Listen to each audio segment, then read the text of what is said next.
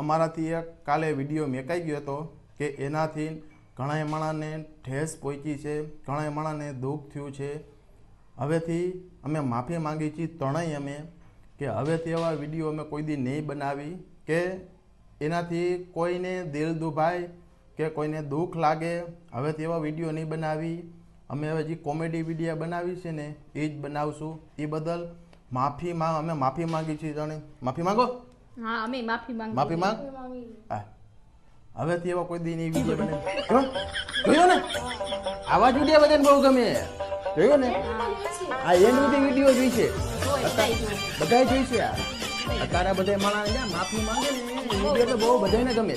તમને કેમ તમને એમ હતું ને ક્યાં કોને માફી માંગે છે? એટલે ભાઈ કોઈને માફી નથી માંગતા.